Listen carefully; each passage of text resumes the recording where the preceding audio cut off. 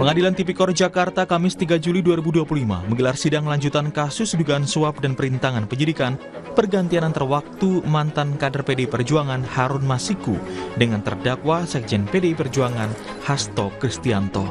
Agendanya, tim jaksa KPK akan membacakan tuntutan pada Hasto Kristianto. Sebelumnya pada pemeriksaan terdakwa, Hasto menyebut dirinya tidak memiliki kedekatan dengan Harun Masiku dan baru beberapa kali bertemu. Hasto Kristianto mengatakan kepada hakim, Harun Masiku tidak pernah berkomunikasi dengan dirinya terkait proses pencalekan dari Dapil Sumsel 1. Penetapan Harun Masiku merupakan keputusan dari hasil rapat pleno yang harus dipatuhi seluruh caleg PDI Perjuangan. Dapat nama dari senior partai, maka sekretariat tersebut kemudian mengantar kepada saya.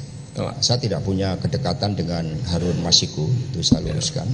Kemudian ketika penetapan itu sifatnya keputusan. Yang mulia hanya satu kali bertemu dengan saya, yaitu pada saat memperkenalkan diri dan kemudian saya minta untuk mengisi formulir di sekretariat. Jadi hanya satu kali itu. Pencalekan itu selesai ketika pemilu tanggal 17 April. Iya, betul. Nah, setelah itu Saudara Harun Masiku bertemu saya di Rumah Aspirasi ketika mengundang saya. Ya sekitar bulan November. Sementara tim penasihat hukum Hasto, Roni Talapesi bilang, bukti yang dihadirkan JPU lemah dan mengindikasikan Hasto tidak terlibat dalam kasus Harun Masiku. Roni menegaskan jika bukti lemah, maka sudah sepatutnya Hasto dibebaskan. Bukti itu harus seterang cahaya. Jadi, kalau terdapat keraguan-raguan, maka hakim harus membebaskan terdakwa. Apalagi bukti-bukti yang dihadirkan oleh jaksa penuntut umum itu tidak ada yang memberatkan Hasto Kristianto. Sumber uang suap dari Harun Masiku, obstruction of justice, 2 orang bapak berbadan tegap, bukan Hasto Kristianto. Posisi Sekjen PDI Perjuangan Mas Hasto Kristianto terakhir ada di Kompas TV. Kami sudah tunjukkan jam 8 malam ada di Kompas TV, bukan di PT IKA. Jadi kami pikir bahwa saksi kunci, saksi mahkota yang dihadirkan oleh penuntut umum itu memperkuat bahwa Pak Hasto Kristianto ini nggak salah. Hasto merupakan terdakwa kasus dugaan perintangan penyidikan kasus suap Harun Masiku. Hasto disebut menghalangi KPK menangkap Harun Masiku yang menjadi buron sejak 2020.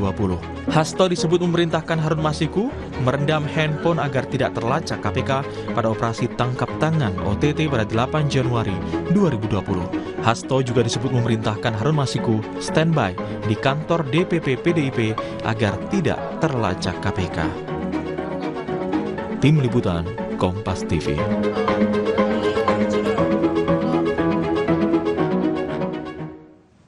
Saudara, hari ini Sekjen PDI Perjuangan yang juga terdakwa kasus perintangan penyidikan dan juga suap Harun Masiku akan menghadapi sidang pembacaan tuntutan. Sebelumnya Hasto sudah diperiksa sebagai terdakwa dan mengaku tidak kenal dengan Harun Masiku dan proses pergantian antar waktu atau PAW Harun sudah dilakukan secara demokratis dari internal partai. Kemudian seberapa besar kemungkinan tuntutan untuk Hasto dan bagaimana kemungkinan hukuman Hasto dipidana atau justru malah dibebaskan. Kami akan membahasnya bersama dengan sejumlah narasumber yang sudah hadir di studio. Ada pakar hukum pidana Universitas Tarumanegara, Heri Firmansyah. Selamat pagi, Mas Heri. Selamat pagi, Mas Brahmana. Assalamualaikum warahmatullahi wabarakatuh. Waalaikumsalam, Mas Heri. Kemudian juga bergabung melalui sambungan daring Saudara, Direktur Eksekutif Trias Politika, Agung Baskoro. Selamat pagi, Mas Agung. Pagi, Mas Brahmana, Pak Magdir, Mas Heri. Ya, nanti juga akan bergabung di studio ya, Mas Agung ya, sedang dalam perjalanan. Kemudian bergabung juga melalui Zoom Saudara, Kuasa Hukum Hasto Kristianto, Magdir Ismail. Selamat pagi, Pak Magdir. Selamat pagi. Baik, saya mau ke Pak Magdir terlebih dahulu. Bagaimana nih Pak persiapan dari tim Hasto untuk menghadapi tuntutan di pagi hari ini? Iya, kalau menghadapi tuntutan ini kan tugas kita kan cuma menguping ya. Cuma mau mendengarkan secara baik apa yang akan menjadi tuntutan dari penuntut umum. Nah, tentu saja kami akan mempersiapkan diri untuk menyampaikan pembelaan yang akan membuktikan bahwa tuntutan dari penuntut umum itu tidak ada yang terbukti. Itu yang pertama. Kemudian yang kedua, tentu saja kami juga akan mencoba menunjukkan ya kebenaran dari versi kami sesuai dengan fakta-fakta di persidangan. Gitu ya. Hal yang pasti, salah satu di antara argumen yang kami mau kesampaikan adalah bahwa terhadap pergantian antar waktu, selama ini kan selalu disebut seperti itu ya. Sebenarnya bukan itu yang jadi persoalan pokok ya. Ini berasal dari satu keputusan judicial review Mahkamah Agung. Siapa sebenarnya yang bisa suara dari almarhum Pak Nazarudin Kemas itu siapa yang bisa menggunakannya. Nah, PDIP menganggap sesuai dengan keputusan judicial review itu adalah haknya partai ya. Suara itu akan diberikan kepada siapa? Itu putusan Mahkamah Agung. Tetapi terhadap putusan ini ya KPU tidak mau melaksanakannya. Alasan mereka punya tafsir sendiri terhadap peraturan KPU yang diuji di Mahkamah Agung itu. Persoalan pokoknya dari situ sih sebenarnya. Ya. Itu yang pertama. Kemudian yang kedua, kemudian ini berlanjut dengan ketika rapat pleno di KPU. Satu kesepakatan ketika itu karena supaya nggak terjadi keributan bahwa pelaksanaan putusan KPU ini harus dimintakan kepada Mahkamah Agung satu fatwa. Ya. Nah, fatwa ini kemudian dikeluarkan oleh Mahkamah Agung. Sekali lagi KPU tidak mau melaksanakannya. Nah, sampai di sini Pak Hasto itu tidak terlibat lagi dalam urusan Harun Masiku. Ya, kegiatan selanjutnya apa yang dibicarakan oleh Doni Tri Istiqomah dan Saiful Bahri bersama Agustiani Tio dengan Wahyu ini di luar pengetahuan dari Pak Hasto. Hanya saja memang yang mau dicoba ditarik seolah-olah uang yang dipakai oleh Saiful dan Doni melalui Agustiani Tio untuk diserahkan kepada Wahyu itu adalah uang katanya sih uang talangan dari Pak Hasto. Oke. Ini jadi itu yang perkara pokoknya ya. Kemudian yang kedua, ini ada satu komunikasi yang disadap oleh KPK ketika masih penyelidikan antara Nur Hasan namanya ya dengan orang yang dikatakan itu sebagai Harun Masiku. Dalam percakapan itu dikatakan bahwa menurut Bapak ya, kata Bapak handphonenya supaya direndam. Tetapi dalam keterangannya Nur Hasan di hadapan persidangan mengatakan dia diperintahkan oleh dua orang berbadan tegap untuk menyampaikan itu. Karena dia sendiri nggak punya nomor teleponnya Nur Hasan, nomor teleponnya Harun Masiku, tetapi justru orang itulah yang menelpon terlebih dahulu dengan menggunakan teleponnya Nur Hasan. Ya. Yang lain lagi adalah ada satu percakapan di WA antara Kusnadi namanya dengan orang di sekretariat. Karena ketika itu dia sedang melarung di PIK, dianggap bahwa yang dilarung ini adalah handphone. Sementara si saksi ini mengatakan Kusnadi itu yang dilarung itu, yang dia buang itu adalah pakaian. Oke, baik. Pak Magdir, berarti kalau dengan pemaparan Anda tadi terkait dengan uang suap yang bukan dari Hasto, kemudian perintah untuk merendam handphone juga bukan dari Pak Hasto, Anda berarti yakin bahwa apa yang disampaikan oleh saksi-saksi dari JPU ketika sidang pembuktian kemarin ini lemah untuk membuktikan keterlibatan Pak Hasto? Ya, kalau menurut kami tidak ada yang bisa dibuktikan oleh saksi-saksi itu. Yang makanya coba lihat baru sekali ini pengalaman saya ya. Saya itu sudah 45 tahun ya jadi pengacara, jadi penasihat hukum. Baru sekali ini penuntut umum menghadirkan saksi sebagai saksi dan ahli itu adalah penyidik dan penyelidik. Biasanya memang saksi perbalisan dihadirkan. Tetapi kehadiran perbalisan itu kalau ada keterangan dari saksi atau pengakuan di dalam BAP dibantah. misalnya karena ada tekanan, baru dihadirkan. Tetapi kali ini tidak. Saksi dan ahli dan penyidik dan penyelidik yang dihadirkan sebagai saksi dan ahli, sebagai saksi itu seolah-olah dia adalah saksi fakta, ya. Kemudian yang kedua, ahlinya ini dia adalah ahli tentang teknologi, ya. Oke. Nah, dari sisi ini, saya kira ini ada penyalahgunaan kewenangan yang dilakukan oleh KPK, ya, di dalam menghadirkan saksi dan juga dalam menghadirkan ahli. Oke, Karena baik. KUHP kita jelas siapa yang bisa menjadi saksi, siapa yang bisa menjadi ahli. Oke, baik. Saya ke Mas Heri dulu. Mas Heri, sebelum kita ke tadi pernyataan dari Pak Magdir terkait dengan KPK yang diduga menyalahgunakan wewenang untuk menghadirkan saksi di persidangan. Kira-kira tuntutan yang disampaikan oleh Jaksa Penuntut Umum hari ini akan seperti apa? Apakah dengan Anda melihat fakta-fakta yang kemarin diungkap di sidang pembuktian, kemudian bisa membuat Pak Hasto kemudian dituntut seberapa besar ataupun seberapa lama, atau justru dibebaskan, Mas Heri? Iya, bicara tuntutan ini kan berarti hasil akhir atau kesimpulan dari suatu proses pembuktian di persidangan, ya Mas Brahmana ya. Kemudian dalam hal ini tentu jaksa menurut saya tetap pada keyakinannya. Itu biasa dalam praktik beracara ya. Gitu juga tadi Bang Magdir sampaikan juga sampai detik ini dan ke depan pun akan yakin pastinya Pak Hasto tidak bersalah, kan begitu ya. Jadi dalam konteks yang normatif itu fine-fine saja. Yang pasti yang perlu dapat catatan kita adalah ini harus semua mendasarkan pada fakta persidangan. Oke. Nah, fakta persidangan tadi kan bisa yang dikutip oleh pihak yang satu tentunya yang menguntungkan bagi dirinya kan, dan itu sekali lagi alamiah terjadi. Tinggal bagaimana hakim jeli untuk melihat mana yang memang ada berkesesuaian relevansinya dengan proses pembuktian yang ingin diharapkan tadinya. Karena kalau kita lihat ini kan mengerucut pada dua hal ya. Satu adalah bicara tentang dugaan tindak pidana suapnya, pasal 5 dan juga pasal 13 Undang-Undang 31 1999 Junto 20 tahun 2001. Dan yang kedua adalah bicara tentang dugaan adanya obstruction of justice di pasal 21. Bagaimana kemudian dianggap mencegah, merintangi, menghalang-halangi penyidikan ya secara langsung ataupun tidak langsung. Nah, ini yang kemudian harusnya jadi poin tadi. Bagaimana kemudian kalau saya melihat ada dari awal ini adalah dugaan, namanya dugaan ya, masih asumsi, presumption.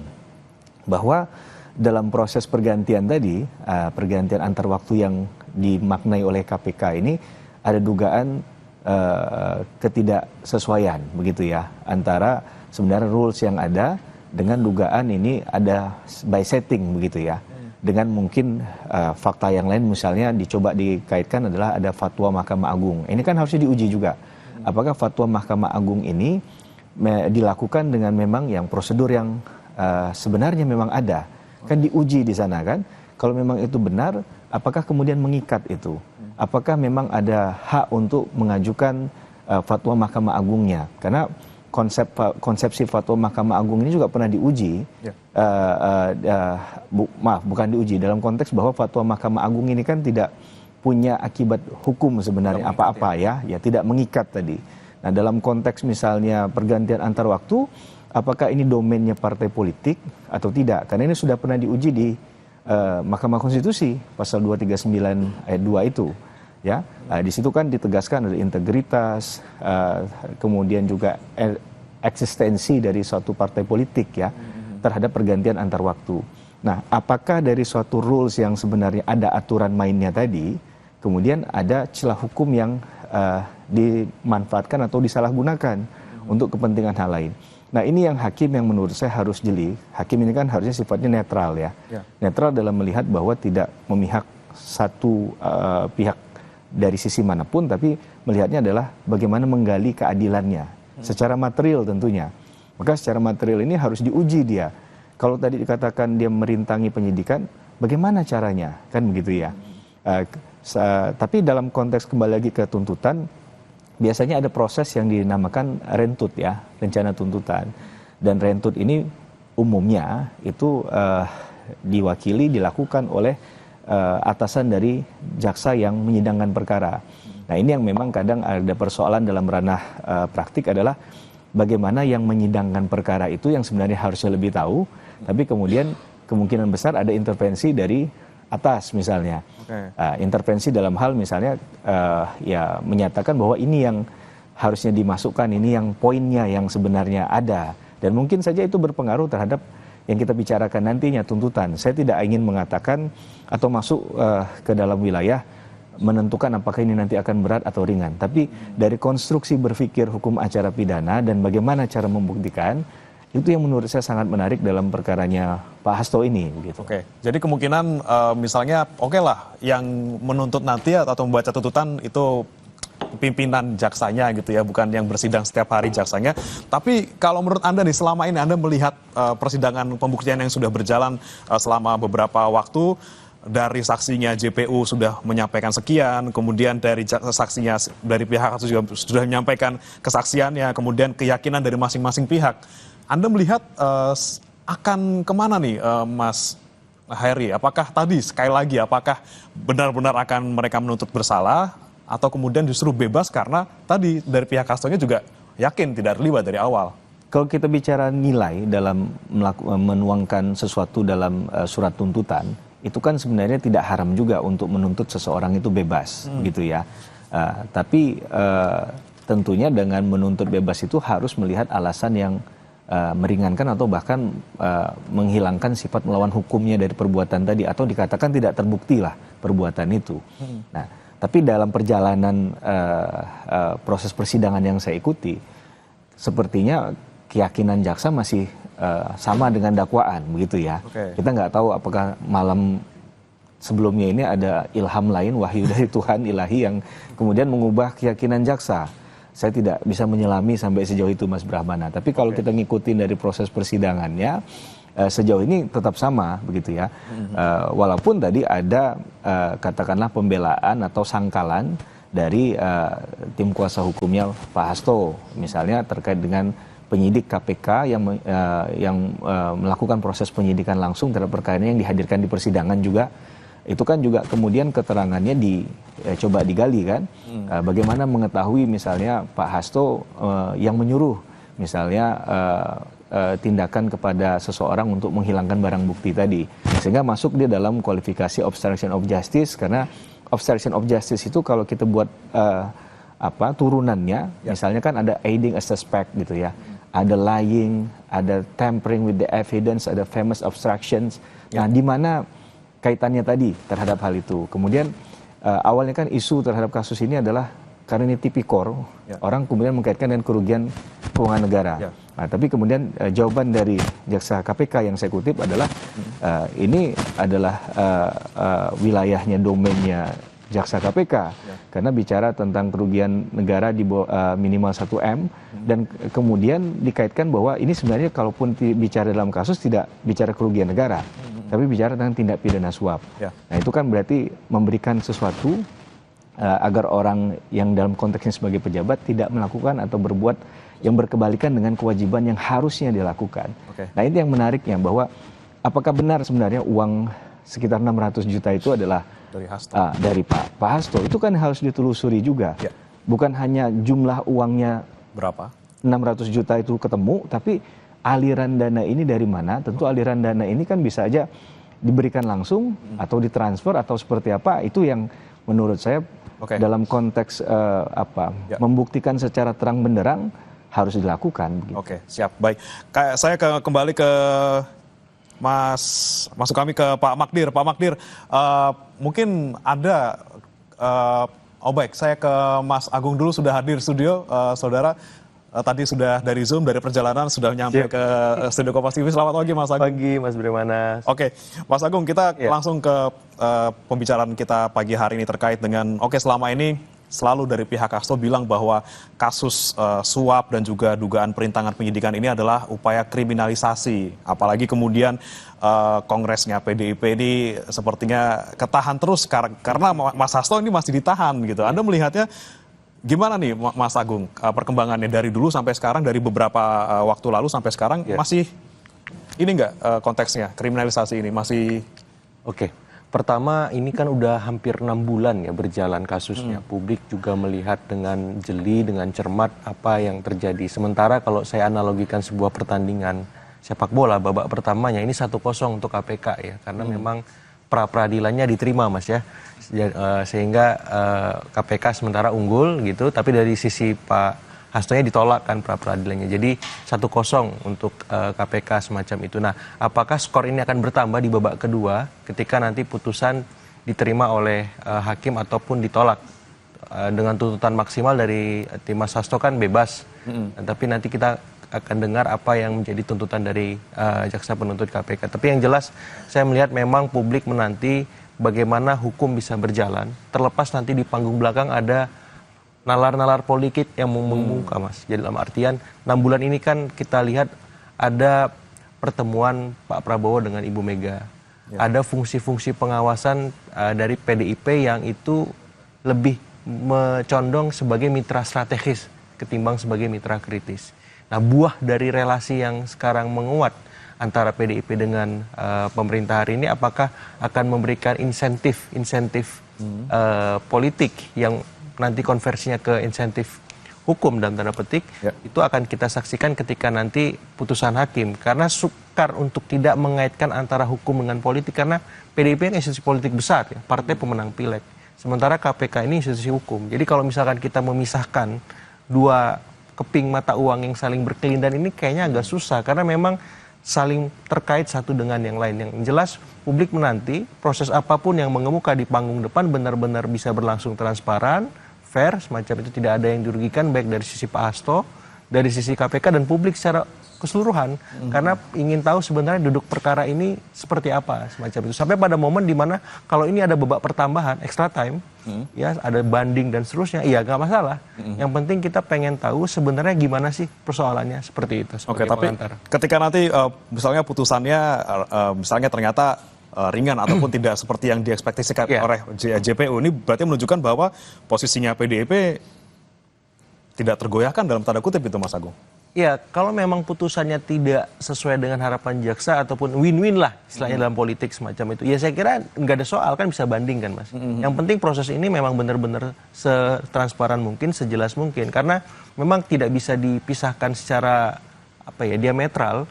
Posisi PDIP hari ini yang dalam tanda petik menentukan bandul politik nasional, walaupun dia sebatas sebagai penyimbang, tapi karena dia pemenang pileg dan dia ketumnya punya relasi yang intim dengan presiden hari ini, saya kira memang ini menjadi salah satu kacamata istilahnya tidak tunggal kita melihat kasus Mas Hasto. Dan kita lihat sampai hari ini PDIP juga belum kongres, sekjennya belum diganti. Ini kan luar biasa, artinya ini super sekjen ya, bukan sekedar sekjen. Sehingga memang nalar kita ketika melihat Mas Hasto ini tidak bisa berdiri tunggal, di mana ya hukum saja kita lihat, tapi politiknya tidak perlu.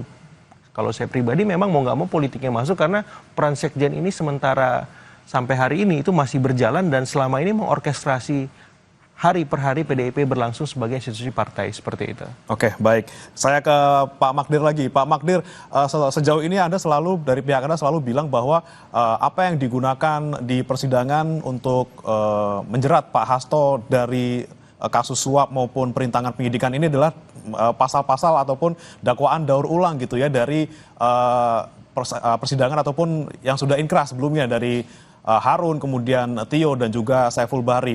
Anda masih kekeh dengan itu Pak Magdir terkait dengan dakwaan daur ulang? Begini, kalau menyangkut suap ya, karena baru suap yang didakwakan kepada Wahyu dan Tio bersama Saiful. Tetapi mengenai obstruction of justice ini kan baru kepada Pak Hasto sendiri. Yang jadi problem adalah ketika seseorang, ini barangkali Pak Heri nanti bisa memberikan komentar ya, bahwa Pak Hasto ini didakwa menyuruh orang lain melakukan obstruction of justice, ya. Tetapi orang lain yang disuruh itu nggak pernah jadi tersangka, apalagi menjadi terdakwa, ya. Ini satu persoalan yang betul-betul harus dilihat secara cermat. Mengapa ini bisa terjadi? Ini ya kita nggak tahu, ya.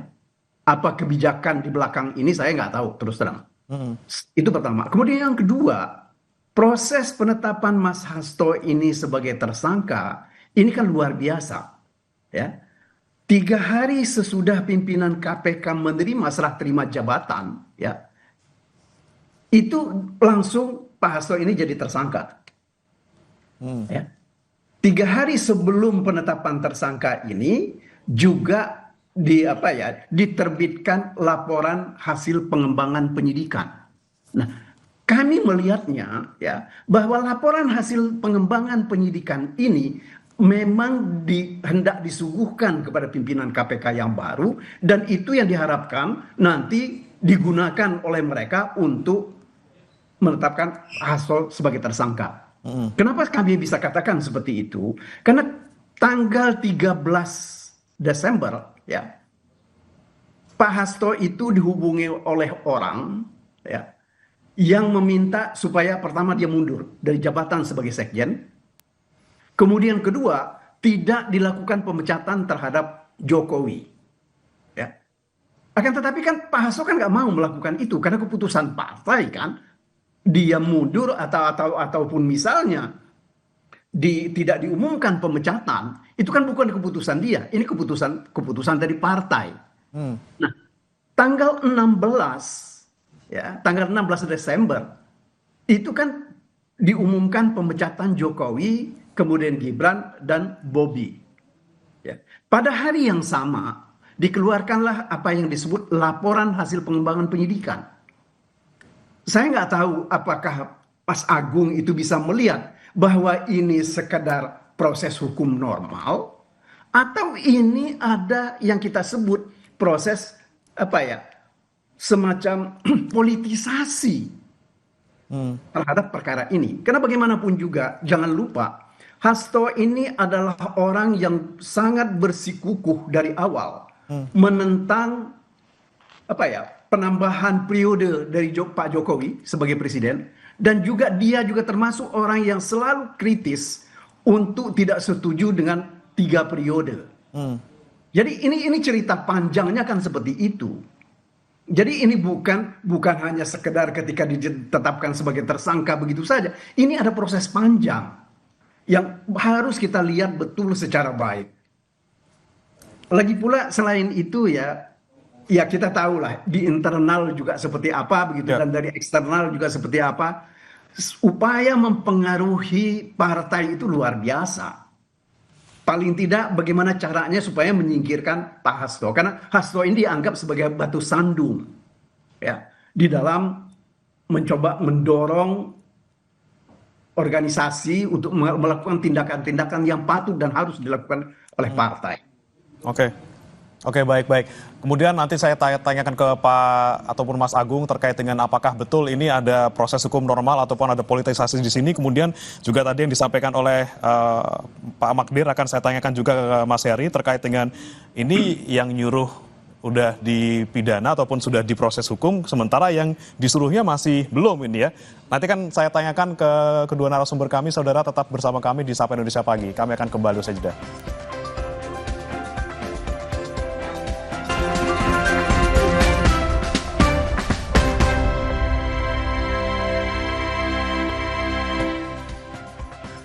Kembali bersama kami di Sapa Indonesia Pagi, saudara, dan kami masih membahas terkait dengan sidang tuntutan Hasto Kristianto yang akan digelar pada pagi hari ini di Pengadilan Tipikor. Melanjutkan tadi sebelum jeda, saya mau ke Mas Heri terlebih dahulu. Tadi disampaikan oleh Pak Magdir terkait dengan kasus perintangan penyidikan ini yang kemudian janggal gitu ya, karena yang nyuruh ataupun yang dituduh merintangi upaya penyidikan kemudian sudah diproses, kemudian tapi yang diminta untuk merintangi yang diminta untuk menyuruh Pak Harun Masiku untuk menenggelamkan ponsel ini belum gitu. Ini Anda melihatnya seperti apa? Ya, kalau kembali ke tataran normatif itu kan semuanya harus masuk dalam kaidah tataran logika hukum ya. Logika itu kan berarti nalar yang diaktifkan di sana. Secara logika kalau ada yang penyertaan ini kan berarti ada pihak yang lebih dari satu. Maka tentunya kalau satu logikanya belum masuk dalam wilayah penyertaan gitu kan. Nah sayangnya memang dalam beberapa catatan kritis kita terhadap pelaksanaan persidangan, pasal penyertaan ini seakan-akan jadi pasal tempelan ini. Ini kan koreksi kita bagi hukum acara pidana ya, karena kalau kita fokuskan pada pasal penyertaan deelneming dalam istilah bahasa Belandanya, pasal 55 KUHP, maka kita akan melihat sebenarnya ada beberapa hal di sana, tidak hanya satu. Ada Whitlocker kah dia sebagai penganjur, ada Medepleher kah dia sebagai orang yang turut serta, sedangkan turut serta itu harus ada kesadaran, ada kerjasama secara fisik ya. Nah ini baru kemudian dia masuk kualifikasi turut serta tadi Medepleher. Nah ini yang harusnya dalam setiap rangkaian dakwaan yang dibuat ataupun dalam tuntutan menurut hemat saya mestinya berani untuk ditonjolkan sehingga asumsi tadi keyakinannya itu berdasarkan data fakta yang terkoneksi gitu ya di ujungnya bahwa memang orang ini masuk kualifikasi penyertaan dan penyertaannya adalah bagian dari ini gitu ya. Tapi memang ini jadi beban bagi orang yang menyebutkan tadi, misalnya menyebutkan pasal penyertaan ada 4 misalnya bagian tadi mana yang cocok ini, otomatis kan harus di mapping lagi nih. Nah ini kadang ada persoalan yang dalam satu perkara tidak mudah untuk bisa menjelaskan dan menuangkan itu dalam satu tuntutan. Nah, saya tidak bicara pada nuansa kebatinan ya, karena kita nggak bisa masuk ke dalam ilmu tadi gitu. Walaupun dalam proses penetapan tersangkanya Pak Hasto sebenarnya menarik adalah dalam konstruksi penetapan tersangka di ujungnya tadi itu kan melibatkan para pimpinan KPK, komisioner lah kita katakan. Nah, bagaimana kemudian keyakinan dari masing-masing pimpinan tadi, adakah terbelah, adakah tidak? Nah, kalau itu kemarin digali di fakta persidangan, menurut saya menarik sebenarnya fokusnya juga di situ. Adakah disampaikan di dalam gelar perkara itu, katakanlah penyampaian dari pendapatnya masing-masing komisioner tadi? Apakah ini suaranya bulat, utuh tadi, atau terpecah tadi kan? Nah, kalau terpecah, dissenting opinionnya tadi, boleh juga dong kita dengarkan apa alasannya. Sehingga kalaupun akhirnya mengikuti pada putusan yang dominan, yang mayoritas, tentunya ini dapat dipertanggungjawabkan di ujungnya. Nah, ini kan kadang penetapan tersangka dalam suatu proses pidana itu satu hal yang bukan hanya kasus Pak Hasto, agar kita fair ya melihat kasus ini ya, seakan tidak memihak manapun. Itu memang agak sulit untuk masuk ke wilayah yang tadi saya sampaikan, Mas Brahmana. Kita pasti ada satu tabir pemisah yang kita nggak bisa masuk ke wilayah itu, batas sucinya di situ. Nah, maka perlukan kejujuran tadi dalam konteks ini. Nah, mudah-mudahan hakim bisa menilai mana fakta yang kemudian dari awal ditonjolkan itu adalah mendekati kebenaran materialnya. Saya katakan mendekati karena 100% sama mungkin tidak ya. Karena ada hal yang mungkin narasinya benar tapi bukti pendukungnya kurang gitu. Tapi kan hakim harus memutus dalam konteks tadi kan, apakah yang diyakini oleh jaksa penuntut umum ataupun tim kuasa hukum itu benar. Tapi kan mendasarkan pada keyakinan saja kan tidak, karena pasal 183 teori negatif minimum pembuktian kita menyatakan minimum 2 alat bukti. Dengan dasar itu nanti at the end of time-nya hakim memutuskan apakah putusannya bisa 3, bersalah ya kan, atau dia berarti putusan bersalah dan pemidanaan, atau dia bebas, free sprach, dia tidak terbukti secara sah dan meyakinkan bersalah berdasarkan minimum 2 alat bukti tadi, atau dia lepas dari segala tuntutan hukum, onslah. Maka kalau tadi bicara dalam konteks tuntutan dan ujungnya adalah bermuara pada putusan, ibaratnya masih 33,33% kemungkinannya masing-masing tadi untuk free sprach, untuk onslah, untuk kemudian pemidanaan. Maka yang harus kita perkuat ini adalah melihat fakta itu muncul nggak? Yang jadi sulit kan begitu, bahwa memang ada keterbatasan dalam konteks pembuktian kita. Walaupun kita yakin orang ini bersalah, ternyata tidak dukung bukti. Maka harus ada kebesaran hati juga mungkin untuk melihat bahwa ini tidak terbukti begitu kan. Sekali lagi fakta persidangan yang paling penting nanti untuk dari hakim mememuskan seadil-adilnya ya. Dan kalaupun nanti ini misalnya ada proses lanjutan kan masih ada upaya banding, baik oleh penuntut umum maupun jaksa. Masih panjang ya perjalanannya umum atau dari penasihat hukum kan. Masing-masing punya hak hukum itu begitu. Masih ada langkah hukum yang bisa ditempuh nanti oleh masing-masing pihak. Tentu baik. Dua-duanya. Saya ke Mas Agung lagi. Mas Agung, ini kan tadi istilahnya sekjen super ini kan menarik sekali ya, karena sampai persidangan berbulan-bulan sampai kemudian mau masuk ke tuntutan ini belum dicopot-copot juga, masih sekjennya masih Pak Hasto gitu ya. Tapi Anda melihatnya ke depannya seperti apa? Apakah memang nanti tetap Pak Hasto yang jadi sekjen ketika nanti ternyata sudah diputus entah bersalah atau misalnya bebas, ataukah nanti PDIP kemungkinan bakal bikin bursa sekjen baru, dan seperti apa sekjen yang kemungkinan kalau misalnya diganti gitu ya? Seperti apa sekjen yang dicari oleh PDIP nantinya? Ya, ini menarik. Pertama, kenapa tadi saya menyambung penjelasan sebelumnya, muatan politiknya sangat kental. Di sisi KPK-nya sendiri memang kasus ini kan sempat terendap lama, Mas Bremana. Ya hampir 4 tahun kalau saya tidak salah. Kemudian tiba-tiba ketika ada pergantian atau suksesi kekuasaan di internal KPK, kasus ini dikebut dengan sangat kencang. Nah, tapi di sisi PDIP sendiri kita nggak bisa menafikan kenapa sih sampai hari ini Pak Hasto tidak diganti-ganti sebagai sekjen. Saya melihatnya berdasarkan kesaksian meringankan dari sahabat Pak Hasto. Pak Hasto ini pernah ditawari menjadi seorang menteri di zaman Pak Jokowi, Mensesnek, dan kemudian kalau tidak salah Menkominfo 2 kali ditawari menjadi menteri. Tapi beliau tetap kekeh sebagai sekjen yang kemudian membuat PDIP hat-trick menang pileg 3 kali di tengah ya turbulensi dan pancaroba kekuasaan yang luar biasa karena pisah jalan dengan Pak Jokowi. Artinya apa? Pak Hasto ini secara institusional berprestasi bagi PDIP. Kemudian secara personal dia punya chemistry dengan Ibu Mega untuk meramu meracik apa maunya Ibu gitu. Sehingga memang dalam tanda petik super sekjen tadi karena berangkat dari ya kemampuan dan kapasitas beliau sebagai sekjen. Nah, kalau pertanyaannya apakah Mas Hasto akan diganti, saya melihatnya kemungkinan itu ada. Kalau misalkan beliau dalam tanda petik dinyatakan bersalah. Tapi kalau beliau dinyatakan bebas, ini bisa menjadi turning point ya men-spin apa yang selama ini dituduhkan kepada beliau bahwa itu memang tidak benar dan bisa membuat posisi tawar beliau kembali menguat semacam itu. Tapi sebaliknya, kalau beliau bersalah ya mau nggak mau PDIP harus mencari alternatif sosok sekjen yang baru sekapasitas Mas Hasto atau lebih baik dari Mas Hasto, dan sekjen yang seperti apa. Nah, kalau tone PDIP itu sebagai mitra strategis lebih kuat ketimbang mitra kritis, maka otomatis sekjennya yang bisa ngerem. Bukan ngegas seperti Mas Hasto.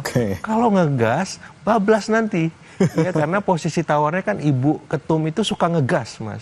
Ya ideolog gitu ya, kekeh, teguh gitu. Kalau sekjennya juga sama, langgamnya, gimana mau komunikasi sama pemerintah kan seperti itu. Jadi ke depan proyeksinya ya butuhnya sekjen yang bisa ngerem, yang bisa menyambung keteguhan kekehan Ibu itu dengan bahasa-bahasa yang lebih kompromis sehingga bisa dipahami dan didengar oleh pemerintahan hari ini. Agar apa? Agar mitra strategisnya jalan. Tapi kalau PDIP memang memutuskan di Kongres nanti sebagai mitra kritis, kemudian mitra strategis, porsinya 50-50, ya orang seperti Mas Hasto dibutuhkan semacam itu. Tapi kalau tone-nya lebih besar mitra strategis, 75%, bahkan sampai 100%, ya otomatis yang dibutuhkan berkebalikan seperti Mas Hasto. Supaya apa? Supaya bisa merangkum, meramu, mengakomodir semua aspirasi dari pemerintah maupun dari siapapun. Seperti itu. Nanti kita lihat ya, kalau misalnya memang diputuskan bersalah, ya mau nggak mau ya Mas ya harus diganti sekjennya, dan nyarinya harus yang tadi yang bisa ngerem gitu. Kalau mau ngegas ya bablas kalau kata Mas Agung gitu ya. Baik, saya kemudian ke Pak Magdir lagi. Pak Magdir, ketika nanti sidang tuntutan sudah dibacakan, tuntutan oleh JPU, apa yang kemudian Anda siapkan untuk pledoi setelah ini? Pak Magdir? Audionya masih di mute mungkin Pak? Ya, tentu banyak hal yang hendak kami kemukakan gitu ya. Salah satu di antaranya pasti kami akan membuktikan bahwa perbuatan perintangan keadilan itu tidak ada. Itu satu ya. Dan kemudian yang kedua terkait dengan ini, apa yang dilakukan oleh Mas Hasto ini betul-betul lebih dalam kapasitas beliau sebagai sekjen yang menjalankan amanat dari partai. Karena Hasto nggak punya kepentingan apapun dengan pengangkatan atau pergantian siapapun antara Harun Masiku atau bukan Harun Masiku, seperti Aprilia misalnya ketika itu yang menjadi anggota DPR. Mas Hasto itu nggak punya kepentingan itu, gitu loh. Itu satu. Kemudian kedua, tentu juga kami akan coba terkait dengan ini. Kan kami juga pasti akan lihat adalah niat ya dari Mas Hasto ini apa sih, terutama berhubungan dengan kepentingan tadi, aktu seriusnya ada atau tidak. Nah, ini hal-hal seperti ini tentu akan kami sampaikan di dalam pembelaan. Begitu juga nanti terkait dengan perbuatan apa yang mereka dakwakan, yang mereka sebut sebagai suap menyuap ya, pasal 5 ayat 1 huruf A atau pasal 13 Tetapi yang penting kan begini sebenarnya buat kita ya. Hukum itu kan bukan cuma permainan kata-kata ya. Bukan permainan bahasa, tetapi adalah ada perbuatan memang yang dibuktikan salah ya. Nah, misalnya terkait dengan suap misalnya. Perbuatan Mas Hasto ini yang terkait salah, dikatakan salah melakukan penyuapan, itu kan mestinya kan harus ada janji memberikan hadiah atau janji.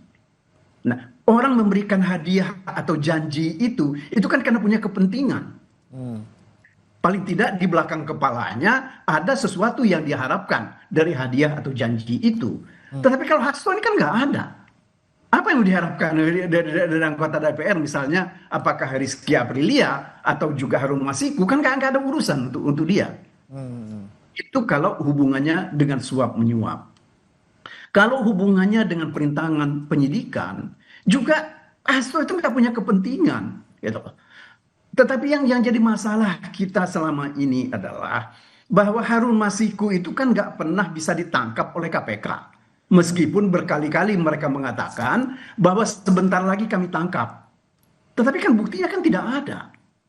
Nah, yang saya khawatir dan kami khawatir adalah upaya mereka mencoba untuk menunjukkan ketidakmampuan mereka menangkap Harun Masiku, maka yang paling mudah dijadikan tersangka itu adalah Hasto.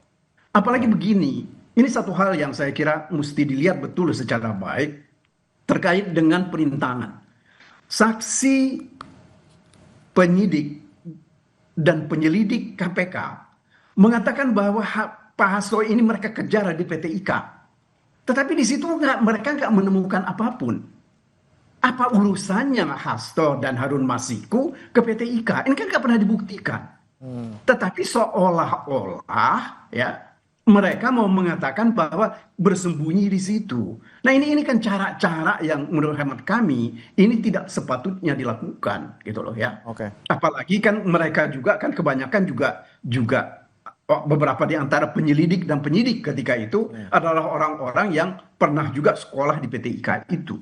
Oke, baik. Yang pertama begini, yang kita tidak mau itu ada yang dijadikan kambing hitam karena ketidakmampuan mereka dalam menegakkan hukum.